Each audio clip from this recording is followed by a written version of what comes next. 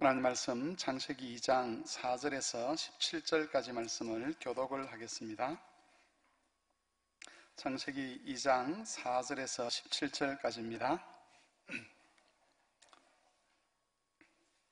창세기 2장 4절에서 17절까지 한 절씩 교독하겠습니다.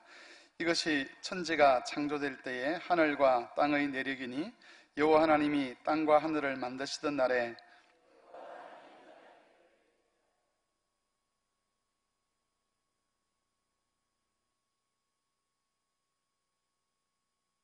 안개만 땅에서 올라와 온 지면을 적셨더라.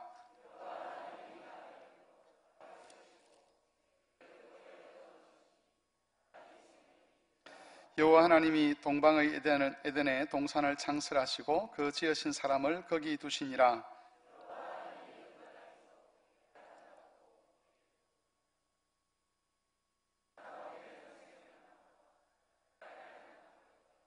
강이 에덴에서 흘러나와 동산을 적시고 거기서부터 갈라져 네 군원이 되었으니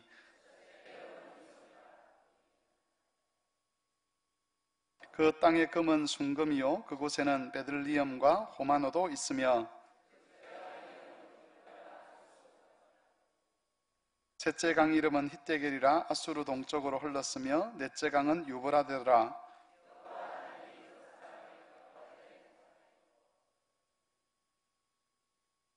여호와 하나님이 그 사람에게 명하여 이르시되 동산 각종 나무의 열매는 내가 임의로 먹되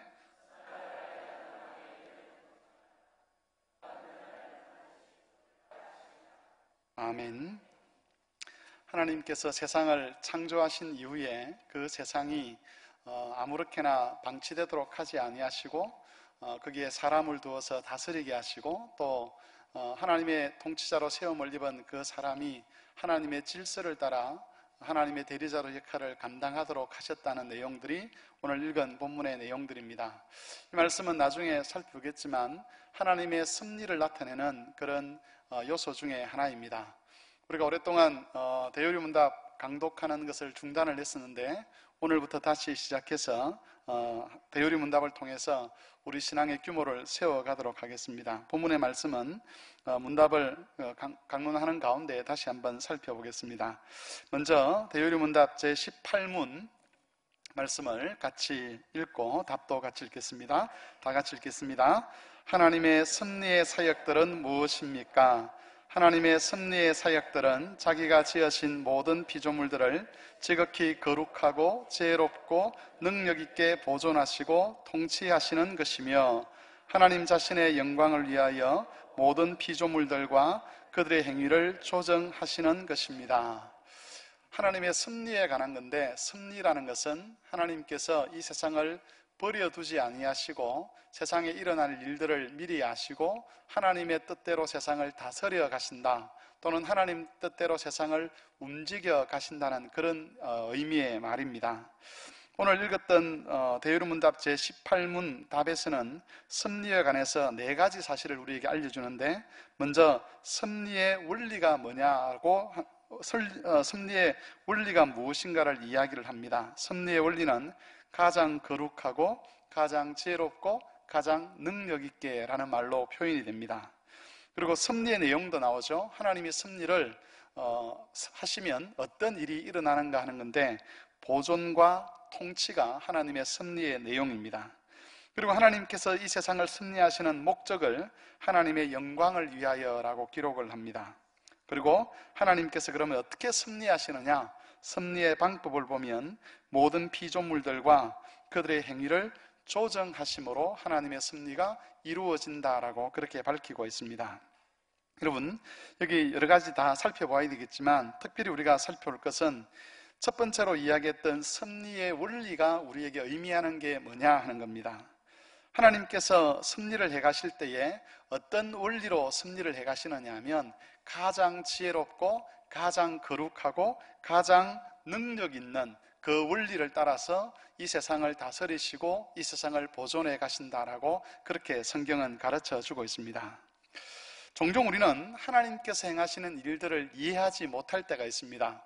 우리 개인적으로 일어나는 일이나 또는 교회 안에 일어나는 일이나 또는 세상에서 일어난 일들을 보면서 하나님이 살아계시다면 어떻게 이런 일이 있을 수 있을까라는 그런 의구심을 가질 때가 많이 있습니다. 그런 의구심을 가진다는 것은 지금 하나님께서 세상을 다스려 가시고 섭리해 가시는 그것이 내가 이해할 수 없는 상황에 이르렀다는 것이죠. 좀 더 쉽게 말하면 내가 볼 때 지금 하나님이 하시는 행위는 지혜로워 보이지도 아니하고 거룩해 보이지도 아니하고 능력 있는 모습도 아니라는 겁니다. 예를 들어서 우리 가정에 어떤 우환이 찾아왔다. 그러면 우리는 하나님께 이야기합니다. 하나님, 왜 내가 이런 일을 겪어야 합니까?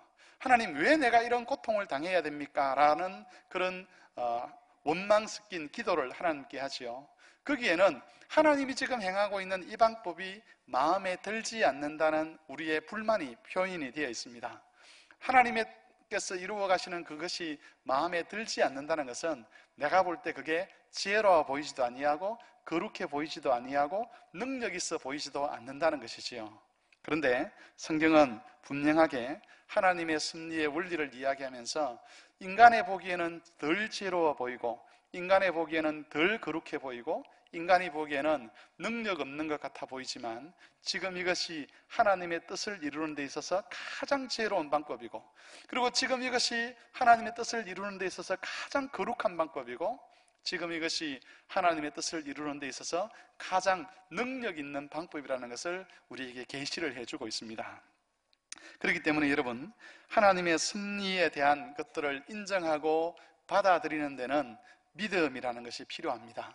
내가 보기에는, 내가 경험할 때에는 이게 아닌데 라는 그런 생각이 들지라도 하나님의 계시의 말씀인 성경을 통해서 지금 너희의 보기에는 이것이 부족해 보이고 이것이 악해 보이고 이것이 무능한 것처럼 보일지 몰라도 하나님의 그 지혜의 오묘함, 하나님의 그 방법의 오묘하심이 결국은 이것이 참 지혜롭고 능력 있는 방법이었음을 고백하도록 할 거라고 그렇게 계시할 때에 우리가 그것을 믿음으로 받아들이는 것이죠.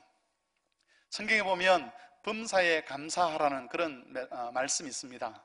우리가 범사에 감사할 수 있는 이유, 또 성경에서 범사에 감사하라고 요구할 수 있는 이유가 바로 하나님의 섭리가 가지고 있는 이 원리 때문에 그렇습니다.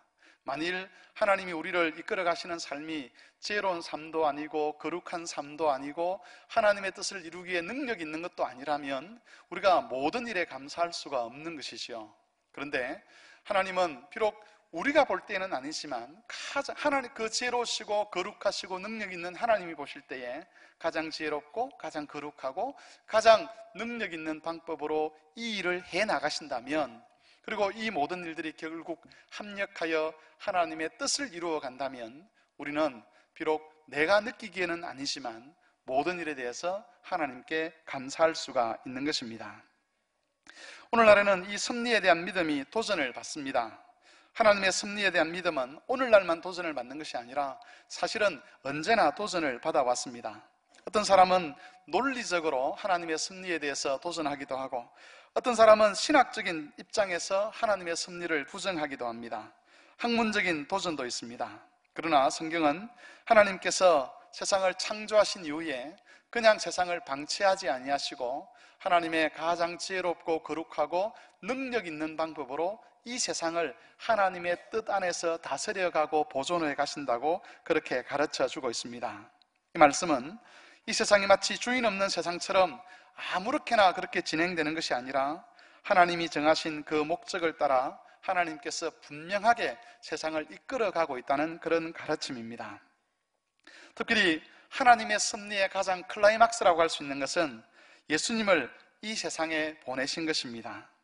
하나님은 자기 아들을 세상에 보내시기까지 하시면서, 특별히 자기 아들을 십자가에 죽도록 하게 하시면서까지 이 세상을 향한 하나님의 뜻을 이루어 가십니다. 섭리의 내용을 보면 보존과 통치라는 것이 있습니다. 하나님은 예수님을 통해서 세상을 보존하시고 또한 세상을 다스려 가십니다. 예수님께서 십자가의 죽음과 부활을 통해서 사단의 권세를 이기시고 이 세상에 대한 통치권이 하나님께 있다는 것을 분명하게 보여주셨고, 그리고 그 십자가 죽음과 부활의 사건의 은혜를 통해서 자기 백성을 보존하고 지켜가신다는 것을 성경은 가르쳐주고 있습니다. 여러분, 우리는 이런 심리에 대한 계시를 믿음으로 받아들이면서 하나님께서 결코 우리를 아무렇게나 방치하지 아니하실 것을 마음에 믿고 범사에 감사할 수 있어야 합니다. 자기 아들을 십자가에 죽이시면서까지 우리를 향한 하나님의 뜻을 이루어내시겠다고 작정하시고 그 작정을 이루신 하나님이십니다.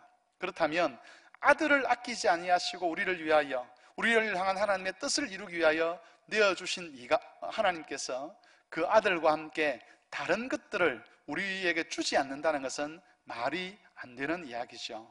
지금 당장 우리가 지혜가 없고 우리가 안목이 없어서 하나님의 그 섭리에 대해서 불만을 가질 수도 있고 또 두려움이 생길 수 있을지 모르겠지만, 하나님께서 모든 것을 합력하여 선을 이루시겠다는 그 약속의 말씀을 주셨기 때문에 우리 믿는 자들은 그것을 믿음으로 받아들이고 인내하면서 세월을 보낼 필요가 있는 것입니다. 이런 섭리에 대한 믿음으로 범사에 하나님께 감사하는 그런 성도들이 되실 수 있기를 바랍니다. 19문을 같이 읽겠습니다. 19문입니다. 시작. 천사들에 대한 하나님의 섭리는 무엇입니까? 하나님께서 자신의 섭리에 의해 어떤 천사들은 고의적이고도 돌이킬 수 없는 죄를 범하여 정죄를 당하게 허용하시면서도 그 과정과 그들의 모든 죄는 하나님의 자신의 영광을 이루도록 규제하시고 통제하셨습니다. 또한 나머지 천사들은 거룩하고 행복하게 세우심으로써 자신의 권능과 자비와 공의를 시행하시는 일에 이 모든 것을 기쁘게 사용하셨습니다. 천사들에 대한 섭리는 두 가지로 나타난다고 합니다. 첫 번째는 어떤 천사들은 고의적이고도 돌이킬 수 없는 죄를 범하여 정죄당하도록 허용하시고, 나머지 천사들은 거룩하고 행복하게 세우심으로써 하나님의 권능과 자비와 공의를 시행하는 일을 하게 하신다는 것입니다. 여러분, 이 항목에서 강조하는 것은 천사들이 결코 독립적인 존재가 아니라는 겁니다.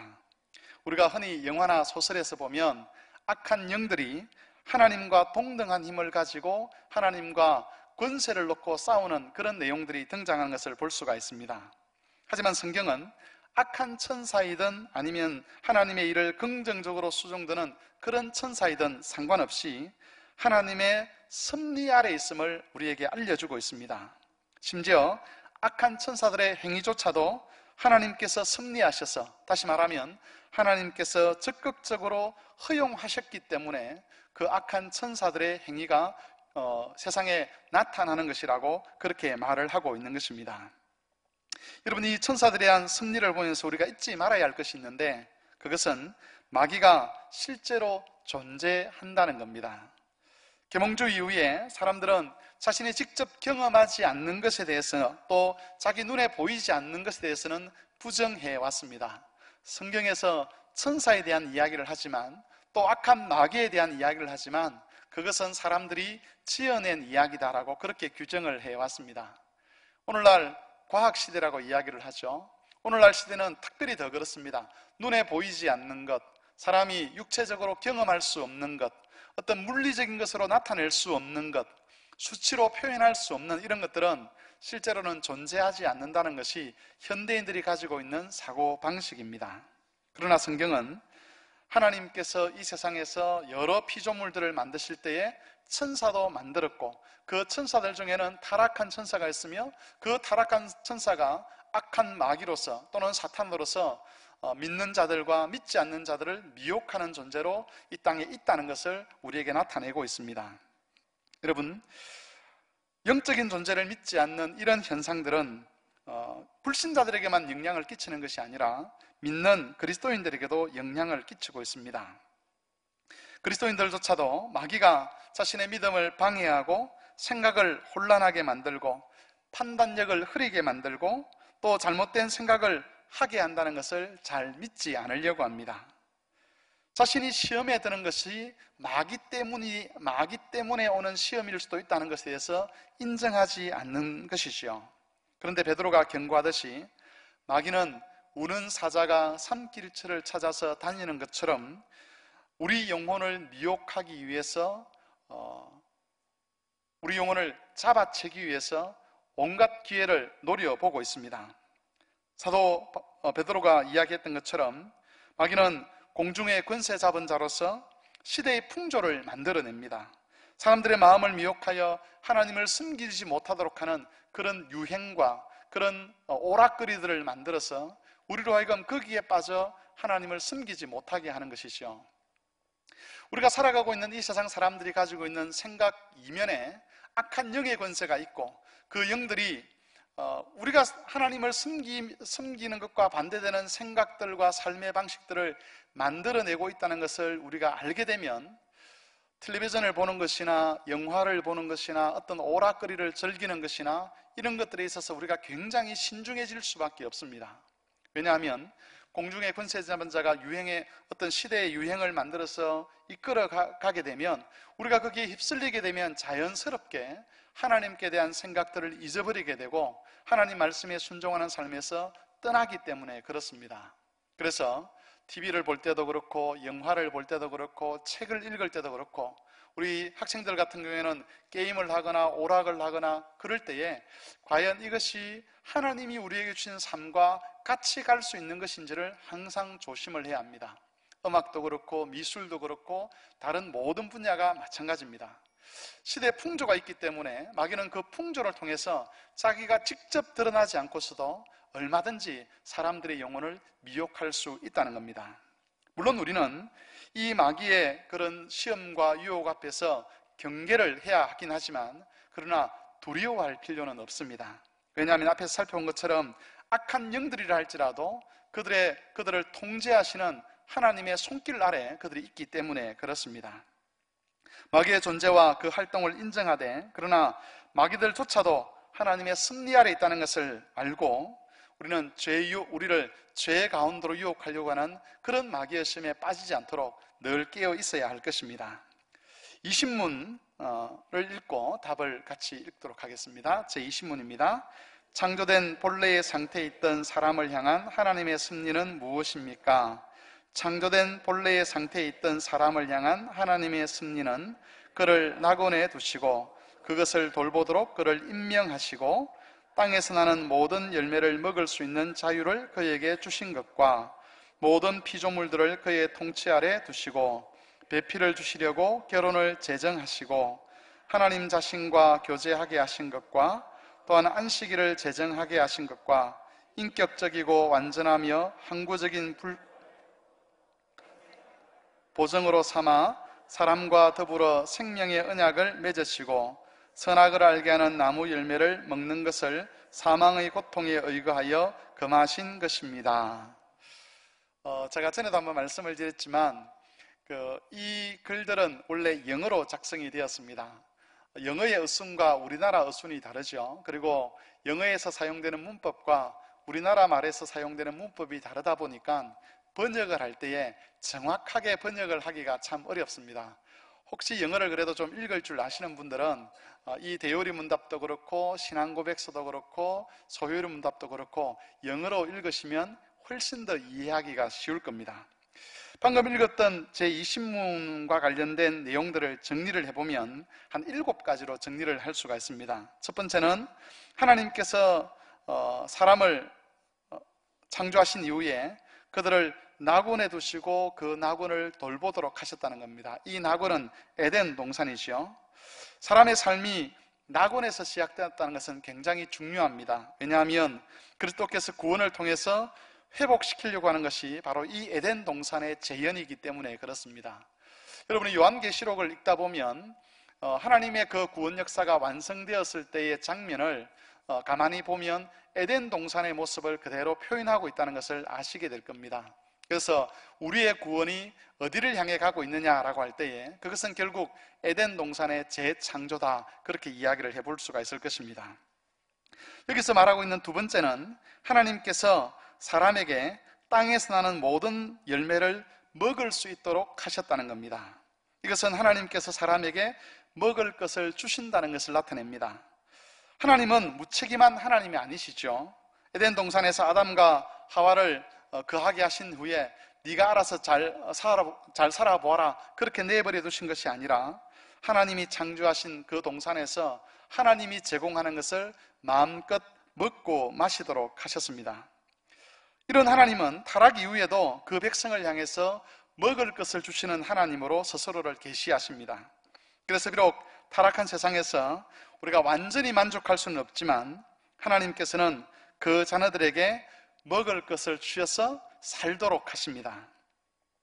예수님께서는 이런 하나님의 행동에 근거해서 우리에게 무엇을 먹을까, 무엇을 입을까, 무엇을 마실까 염려하지 않아야 한다 그렇게 말씀하셨습니다.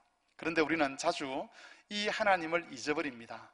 에덴 동산에서 아담과 하와에게 먹을 것을 주신 하나님, 그리고 타락한 이후에도 자기 백성을 언약 안에서 불러주셔서 먹을 것을 주시는 하나님이심을 잊어버린다는 것이죠. 그래서 노후 걱정을 많이 하시는 분들이 있습니다. 자녀들의 미래를 걱정하는 분도 많이 계시죠. 그러나 하나님께서 우리에게 약속하신 것이 무엇인지를 우리가 잊지 않는다면 그런 염려와 걱정에서 좀 더 자유로울 수 있을 것입니다. 물론 하나님께서 우리를 먹이시겠다고 할 때에 이 타락한 세상에서 우리의 탐욕을 만족시키는 것처럼 만족시킬 수 있는 그런 수준의 먹을 것을 주신다는 그런 이야기는 아닙니다. 여기서 하나님께서 약속하시는 것은 어찌하든지 하나님께서 우리의 삶을 책임지시겠다는 겁니다. 특별히 하나님께서 우리를 향해서 가지고 있는 목적이 있는데 그 목적이 취소되지 않도록 하나님께서 우리를 이끌어 가시고 거기에 필요한 어떤 자원들, 또 거기에 필요한 먹을 것들, 입을 것들, 마실 것들을 하나님이 주시겠다는 것이죠. 그 약속을 믿는 자들은 하나님이 그 삶에서 공급하시는 것을 경험하게 될 것입니다. 난 하나님을 믿지 못하겠어, 그래서 내 인생은 내가 책임지고 살아야 돼 라고 생각하는 사람들은 평생 하나님께서 먹을 것을 주시는 하나님이심을 알지 못합니다. 그러나 하나님께 자기 인생을 맡기고 자녀들의 인생을 맡기면서 하나님이 먹을 것을 주시겠다고 하셨사오니 저희는, 그리고 우리 아이들은 하나님 나라와 의를 구하는데 힘을 쓰겠습니다 라고 하는 사람들은 하나님께서 매일매일의 양식을 채워주신다는 것을 깨닫게 되고, 그렇기 때문에 범사에 하나님께 감사할 수가 있는 것입니다. 이 질문과 답에서 세 번째로 제시하는 것은 하나님께서 모든 피조물을 사람의 통치 아래 두셨다는 겁니다. 즉 사람을 하나님의 대리자로 세워서 세상을 통치하도록 하셨다고 가르쳐주고 있습니다. 이것은 사람의 영광스러운 지위를 나타냅니다. 하나님은 사람을 통해서 세상이 하나님의 다스림을 받도록 하셨습니다. 사람을 통해서 하나님의 다스림을 받도록 하셨다는 것은 사람을 통해서 하나님을 경험할 수 있도록 하셨다는 그런 의미입니다. 사람을 통해서 하나님을 경험한다는 것은 결국 무슨 의미냐 하면 그 사람을 만나면 하나님을 만난 것처럼 된다는 그런 의미죠. 제가 지난번에도 설교 시간에 이 이야기는 몇 번 해드린 것 같습니다. 우리가 하나님의 형상으로 지음을 받았다는 것, 그건 우리를 보면 하나님을 알 수 있다 이런 의미죠. 그래서 그런 하나님의 형상이기 때문에 하나님을 대신해서 하나님의 통치를 이 세상에 펼쳐낼 수가 있는 겁니다.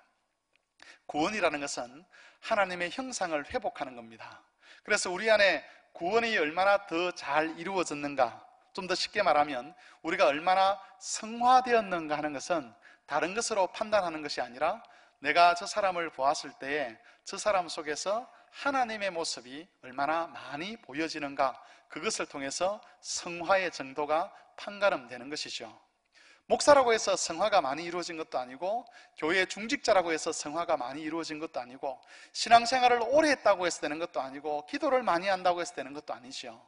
성화의 참모습은 얼마나 자기가 자기 안에 있는 죄의 그런 유혹을 극복하고, 또 자기 바깥에 있는 죄의 유혹을 극복하고 탐욕과 분노와 시기와 미움에서 벗어나서 자유하게 되어서 예수 그리스도 또 하나님 아버지를 잘 닮았느냐, 그게 성화의 모습이고, 바로 그런 모습이 우리가 회복해야 될 구원의 모습이고, 그런 모습을 잃어버리기 전에 사람은 하나님의 대리자로서 이 세상을 통치하는 역할을 했다는 겁니다.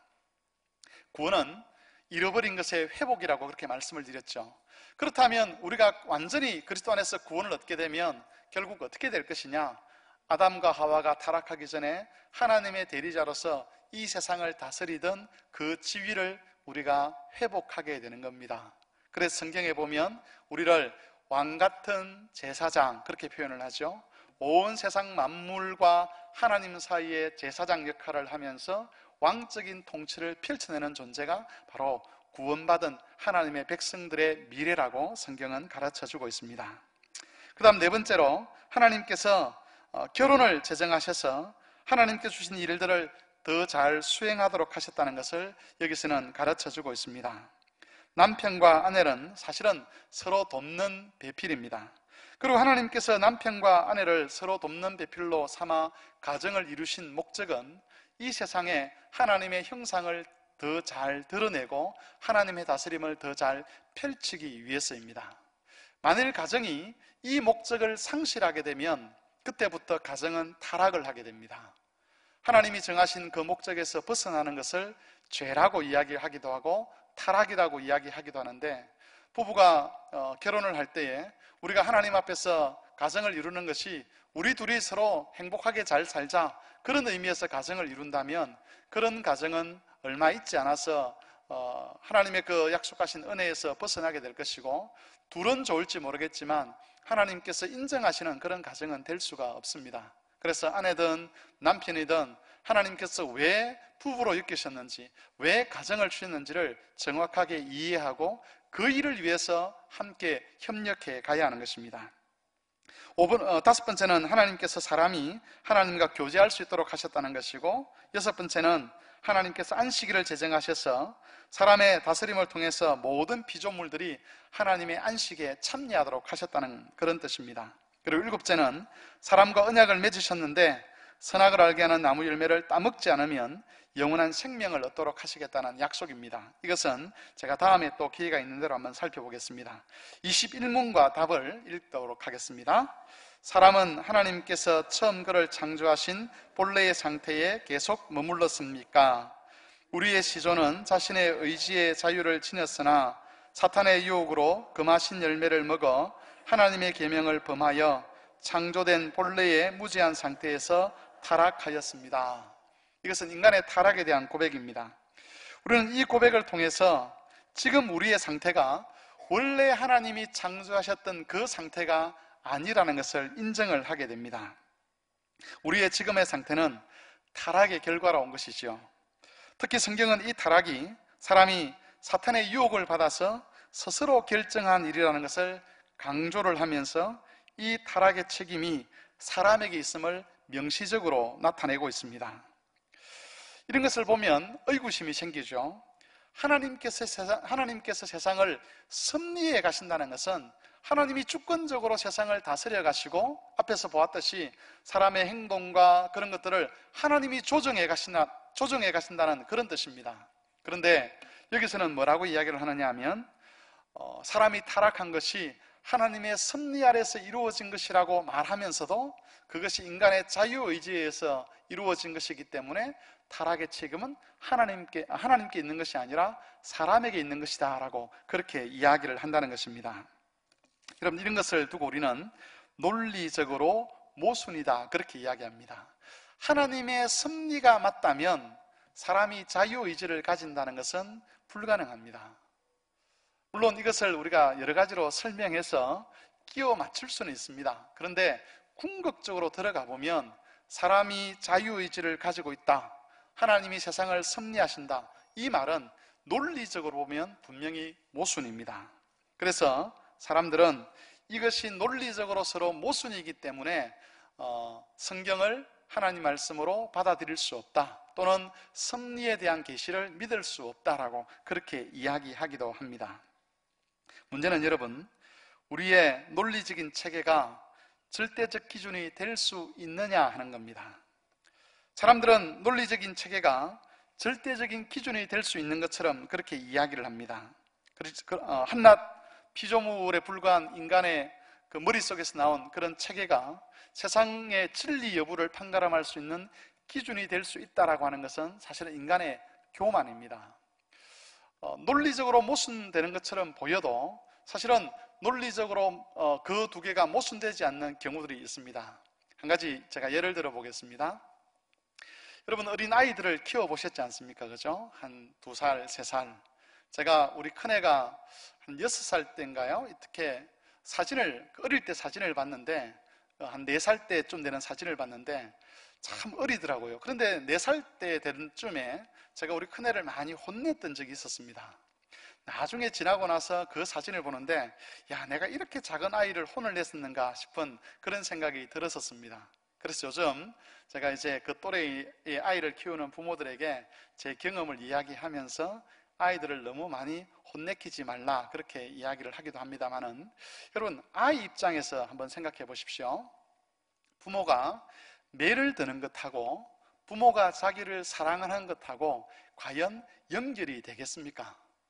부모는 왜 매를 드는지 압니다. 이 아이의 이 버릇을 고쳐야 되겠다. 지금 내가 이 아이를 혼내키지 않으면 이 아이가 자라가는 데 있어서 바르게 자라지 않겠다는 그런 생각을 하죠.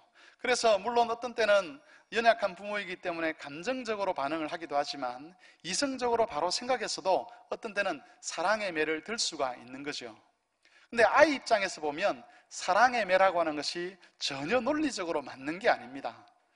매라는 것은 자기에게 고통을 가하는 건데, 나를 사랑하는 부모님이 내게 고통을 가할 리가 없어. 그래서 매를 드는 부모님과 자기를 사랑한다는 부모님을 아이들 지식 안에서, 아이들의 이해력 안에서는 연결시킬 수가 없는 것이지요.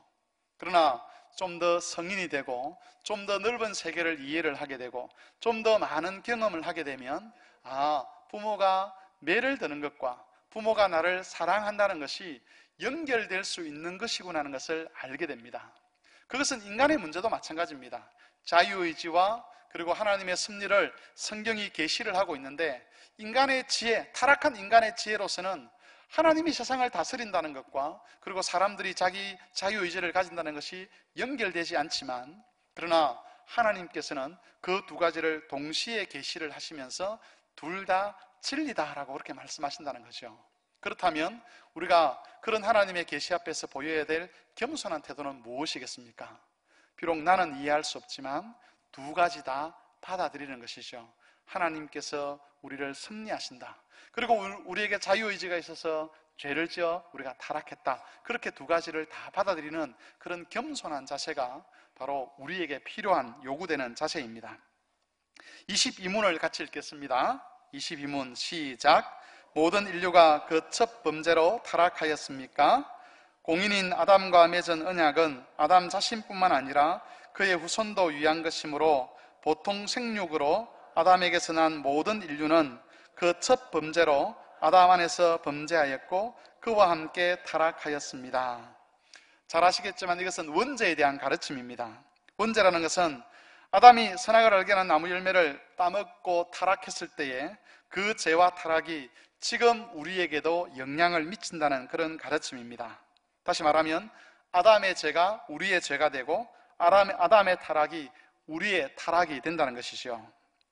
사람들은 이 원죄 교리에 이의를 제기합니다. 내가 죄를 짓지 않았는데 어떻게 그 죄가 나의 죄가 될 수 있느냐라고 그렇게 묻습니다. 성경은 여기에 대해서 언약의 원리로 설명을 합니다. 이것을 대표성의 원리다고 그렇게 쉽게 말을 할 수도 있을 것입니다. 예를 들어서 우리나라 대통령이 외국에 나가서 조약을 맺으면 내가 거기에 사인을 하지 않았음에도 불구하고 그 조약을 지킬 의무가 나에게 주어집니다. 이게 바로 대표성의 원리죠. 아담과 우리의 관계가 바로 그런 대표성의 원리로 맺어진 관계입니다. 아담은 하나님 앞에서 모든 인류를 대표하는 사람으로 섰고, 모든 인류를 대표하여서 하나님의 그 생명의 말씀을 지켜야 함에도 불구하고 지키지 못하고 타락을 했습니다. 그 결과 그 아담을 대표로 하고 있던 우리 모든 사람들도 결국은 아담 안에서 함께 죄를 짓고 함께 타락을 하게 된 것입니다. 그리고 그 죄와 타락이 실제로 우리 삶에서 나타나는 것이죠. 자녀를 낳아서 길러보면 이 아이가 악하게 태어났다는 것을 알 수가 있습니다. 아이가 어릴 때 귀엽긴 하지만 사실은 굉장히 이기적이지요. 동생이 태어나면 아이들이 셈을 냅니다. 그래서 엄마 몰래, 아빠 몰래 한 대 지어받기도 하고, 그렇죠? 또 꼬집기도 하고 이렇게 하지 않습니까? 아이라서 귀여운 것이지 만일 그것이 어른들의 행위라 그러면 굉장히 역겨울 겁니다. 아이가 어렸을 때부터 악을 행하는 것을 보면 그 아담의 죄가 지금도 여전히 사람에게 영향을 미치고 있음을 알 수가 있습니다. 그런데 여러분, 이런 언약의 원리는 타락에만 적용되는 것이 아니라 구원에도 동시에 적용이 됩니다. 예수 그리스도는 모든 믿는 자들의 언약의 머리가 됩니다. 다시 말하면 예수님이 둘째 아담이 되는 것이죠. 그래서 예수님이 십자가에 죽으신 그것이 내가 십자가에 죽은 것이 되고, 예수님이 부활한 그것이 내가 부활한 것이 됩니다. 내가 한 번도 십자가에 죽은 적은 없지만 나를 대표하는 그 예수님께서 죽으셨기 때문에 예수님의 죽음이 나의 죽음이 되고, 예수님께서 하나님 앞에서 믿음으로 선하게 사신 그것이 내가 살았던 삶이 아님에도 불구하고 내 것으로 인정을 받게 되는 것입니다. 이처럼 우리는 아담 안에서 타락하고 그리스도 안에서 구원을 얻게 되는 것입니다. 여러분, 겸손하게 자신의 죄인됨을 인정하는 사람은 예수 그리스도를 붙들 수밖에 없게 됩니다. 왜냐하면 타락한 인생들에게 있어서 그리스도 외에는 구원의 길이 없기 때문에 그렇습니다. 23문만 읽고 제가 마치도록 하겠습니다. 23문 다 같이 읽겠습니다. 그 타락한 인류는 어떤 상태에 빠지게, 그 타락은 인류를 죄와 비참함의 상태에 빠지게 했습니다. 제가 다시 읽겠습니다. 그 타락은 인류를 어떤 상태에 빠지게 했습니까? 그 타락은 인류를 죄와 비참함의 상태에 빠지게 했습니다. 이것은 타락이 가져온 결과에 대한 이야기입니다. 여러분, 타락이라는 것은 떨어졌다는 것이죠. 원래 사람은 하나님의 형상으로 지음을 받았습니다. 이것은 영광스러운 것입니다. 바울은 모든 사람이 죄를 범하여 하나님의 영광에 이르지 못한다라고 그렇게 선언을 하고 있습니다. 우리가 영광스러운 지위로 창조되었지만 타락하여서 죄를 지어 타락함으로 그 영광스러운 지위를 잊어버렸다는 겁니다. 그리고 이 영광에서 떨어진 인간은 죄와 비참함의 상태에 빠지게 되었습니다. 모든 인간은 죄가 주는 열매를 지금 먹고 있습니다. 죄는 사망을 가져오고, 사망은 우리가 겪는 모든 종류의 고통을 가져옵니다. 우리가 왜 질병으로 고통을 당하는 것이겠습니까? 왜 가난 때문에 고통을 당합니까? 왜 정치적인 학대를 받고 사회적인 갈등으로 인해서 고통을 당하고 전쟁과 기근과 여러 가지 문제들로 인해서 사람이 고난을 겪겠습니까? 이것은 우리가 하나님의 영광에서 떨어졌기 때문에 나타나는 현상입니다. 물론 이 말이 병에 걸린 사람은 다른 사람보다 죄를 더 많이 지었다라는 그런 의미는 아닙니다. 타락한 구조 속에서 하나님의 영광을 잃어버린 상태에서 살아가고 있기 때문에 어떤 모든 사람들에게 죄가 주는 고통, 사망이 주는 고통이 임하게 되는데, 어떤 사람에게는 가난의 고통으로, 어떤 사람에게는 질병의 고통으로, 어떤 사람에게는 정신적인 그런 고통으로 다가와서 그 삶을 괴롭히게 된다는 것입니다. 그러므로 우리는 이런 상태를 인정하면서 예수 그리스도께서 약속하신 구원의 완성을 기다릴 줄 알아야 합니다. 고통이 임하게 되면 우리가 하나님께 이런 이야기를 하죠. 하나님, 왜 내가 이런 고통을 겪어야 됩니까? 라고 묻습니다. 그런데 그 고통은 하나님이 우리에게 주신 것이 아니라 우리가 죄인이기 때문에 당하는 고통입니다. 우리가 아담 안에서 이미 타락한 자로, 다시 말하면 태어날 때부터 원죄를 가지고 태어났고, 그리고 그 원죄를 가지고 태어나서 우리가 살아가면서 죄를 행한 그것 때문에 우리가 이러저러한 고통을 당하는 것이죠. 물론 앞에서 말씀드린 것처럼 내가 다른 사람보다 죄를 더 많이 지었기 때문에 이 고통을 당하고, 저 사람은 죄를 적게 지었기 때문에 고통을 당하지 않는다, 그건 아니지만 어쨌든 타락한 구조 속에서, 죄의 구조 속에서 살아가다 보면 그 죄가 주는 힘 때문에 나는 육신의 질병으로 고통을 당하고, 어떤 사람은 가난 때문에 고통을 당하고, 어떤 사람은 관계에서 고통을 당하고, 그렇게 고통을 당한다는 것이죠. 그럴 때 여러분, 왜 하나님 내게 이런 고통을 주십니까? 라고 하나님께 묻지 말아야 합니다. 그것은 우리 스스로가 죄 때문에 겪는 고통이지 하나님이 우리에게 던져주는 고통이 아니라는 겁니다.